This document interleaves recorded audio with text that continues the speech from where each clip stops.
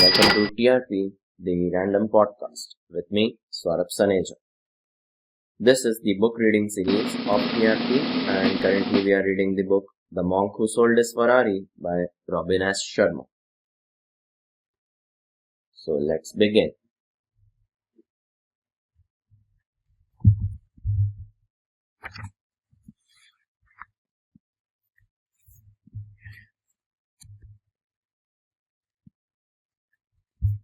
Now, continuing further, no matter how busy he was, he should always ask about Jenny, the woman I still call my bride.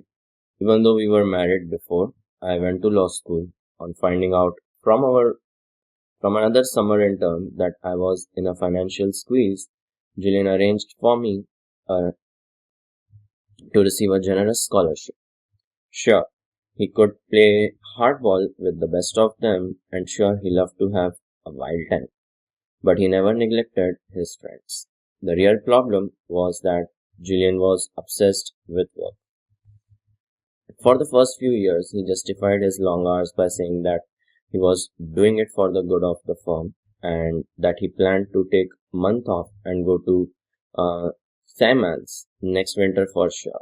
As time passed, however, Julian's reputation for brilliance spread and his workload continued to increase.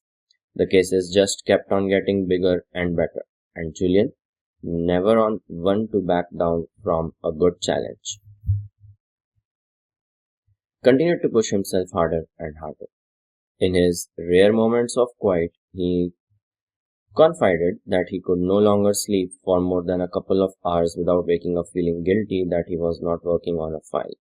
It soon became clear to me that he was being consumed by the hunger for more prestige, more glory, and more money. As expected, Julian became enormously successful. He achieved everything most people could ever want: a stellar professional reputation with an income in seven figures, a spectacular mansion in a neighborhood favored by celebrities, a private jet, a summer home on a tropical island, and his prized possession, a shiny red Ferrari, parked in the center of his driveway. Yet I knew that things were not as idyllic as they appeared on the surface. I observed the signs of impending doom, not because I was so much more perceptive than the others at the firm, but simply because I spent the most time with the man. We were always together, we were always at work, things never seemed to slow down. There was always another blockbuster case on the horizon that was bigger than the last. No amount of preparation was ever enough for Julian. What would happen if the judge brought up this question or that question? God forbid. What would happen if our research was less than perfect? What would happen if he was surprised in the middle of a packed courtroom looking like a deer caught in the glare of an intruding pair of headlights? So we pushed ourselves to the limit, and I got sucked into his little work-centered world as well. There we were, two slaves to the clock, toiling away on the 64th floor of some steel and glass monolith, while some sane people were at home with their families, thinking we had the world by the tail, blinded by illusory version of success. The more time I spent with Julian, the more I could see that he was driving himself deeper into the ground. It was as if he had some kind of dead fish. Nothing ever satisfied him. Eventually, his marriage failed. He no longer spoke with his father, and though he had every material possession anyone could want, he still had not found whatever it was that he was looking for. It showed emotionally, physically, and spiritually. At 53 years of age, Julian looked as if he was in his late 70s. His face was a mass of wrinkles, a less than glorious tribute to his take-no-presence approach to life in general and tremendous stress of his out-of-balance lifestyle in particular. The late-night dinners in expensive French restaurants, smoking thick Cuban cigars, and drinking cognac after cognac had left him embarrassingly overweight. He constantly complained that he was sick and tired of being sick and tired. He had lost his sense of humor and never seemed to laugh anymore. Julian's once enthusiastic nature had been replaced by a deadly somberness. Personally, I think that his life had lost all sense of purpose. Perhaps the saddest thing was that he had also lost his focus in the courtroom, where he would once dazzle all those present with an eloquent and airtight closing argument.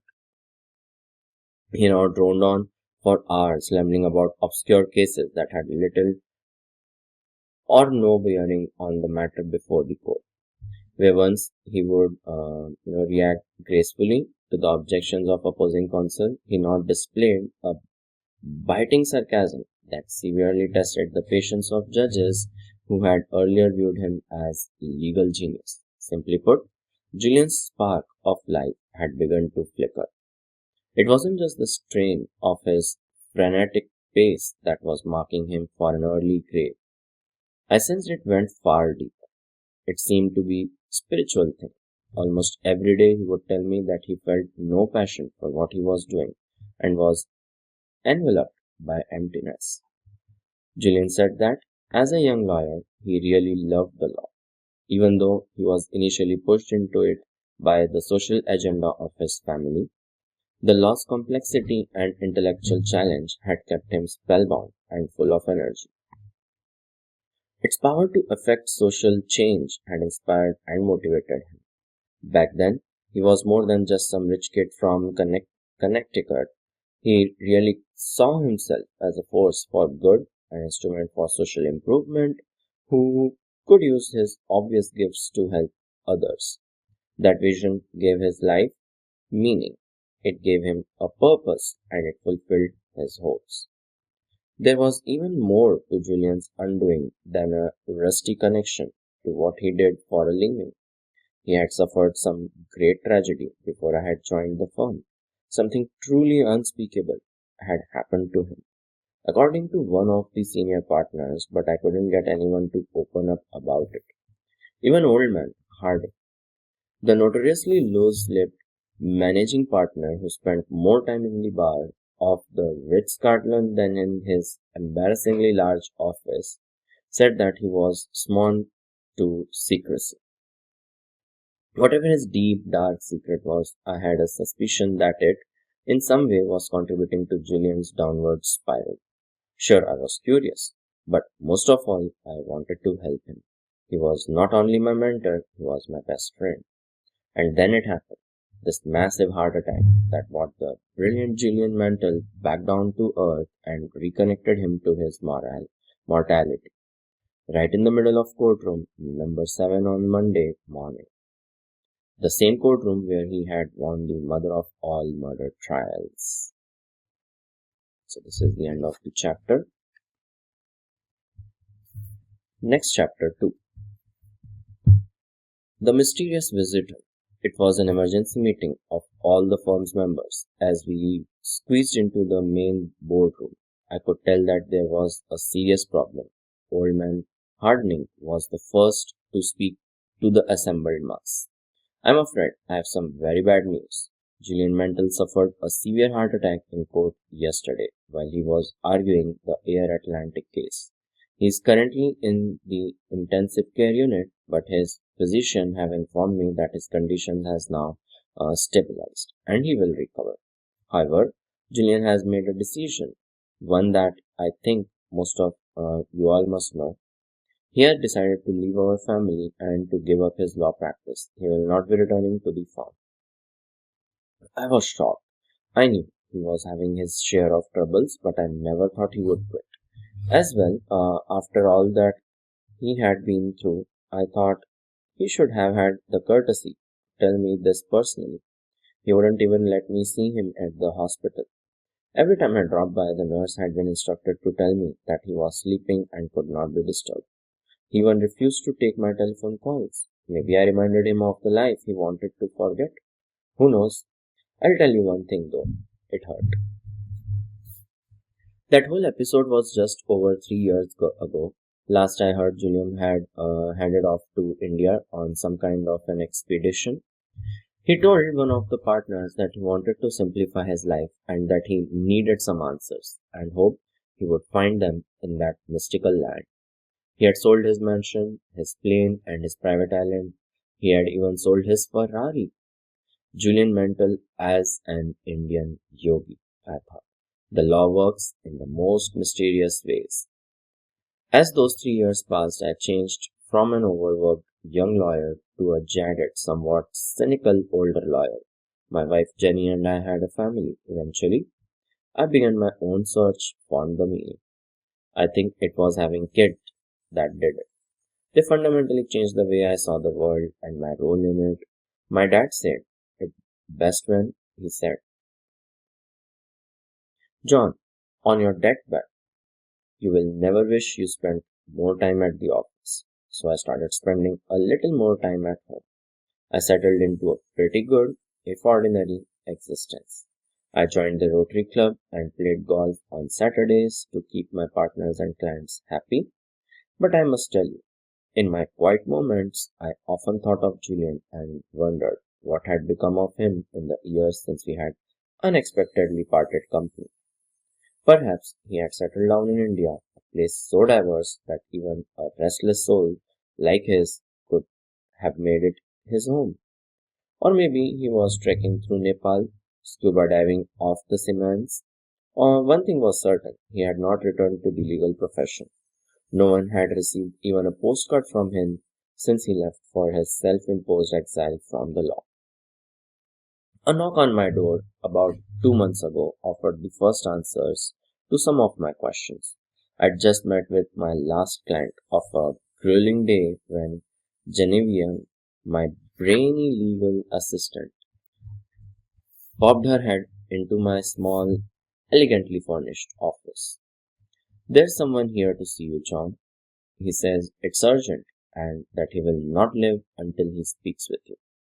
I'm on my way out the door, Genevieve, I replied impatiently. I'm going to grab a bite to eat before finishing off the Hamilton brief. I don't have time to see anyone right now. Tell him to make an appointment like everyone else and call security if he gives you any more trouble. But he says he really needs to see you. He refuses to take no for an answer. For an instant, I considered calling security myself, but realizing that this might be someone in need, I assumed a more forgiving posture. Okay, send him in, I retreated. I probably could use the business anyway.